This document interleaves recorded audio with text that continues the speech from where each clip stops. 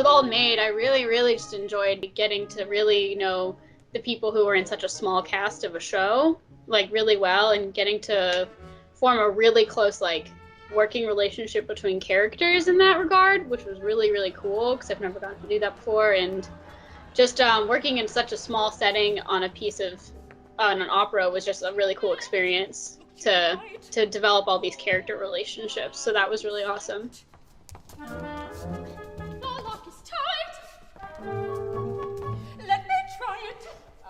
I basically got to play myself, an old maid, so like that was super cool.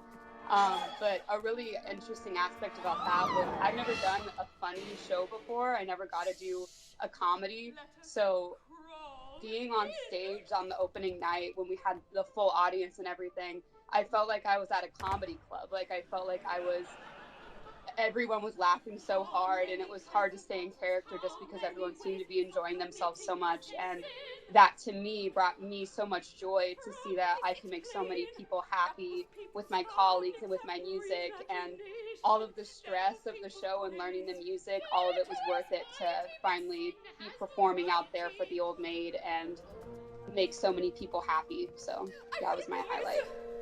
That's just part of the orchestration. It isn't. It is. Don't put your voice.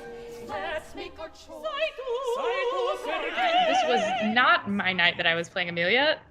Thank goodness, because I would have been more stressed than the people that so excellently handled the situation. But the very last night of our Menotti, there's a climactic moment, and Amelia goes to the ball where a vase has to be broken.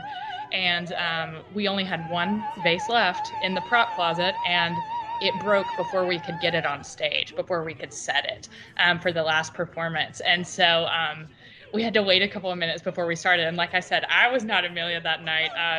Lovely Christine. I was. So I got to sit back and just watch it swirl all around me. But Aiden and our lovely stage manager Miriam, they worked some backstage magic and got the vase repaired at the last minute so we could, so Christine could have something to smash. But watching that happen, so resourceful, the team that we have. So that was really funny. Even as we were trying to fix it, it kept falling apart because the whole gimmick was that it was cast so thinly that anytime it touched anything, it would just burst. And so it was about 20% vase and 80% duct tape by the time we got it on stage. And I had to very carefully grasp it so that I could, hit Evan in the face. Yeah, it was great. Yeah, it was like in the middle of my the transition that was the most rushed thing anyway for me to get a fake beard off and a wig on and into a suit in the intermission between the two Menottis, to have Christine run in to like mid wig change and say, the vase is broken, I've done some stage combat, I feel really confident with this other option where I'm gonna slap you.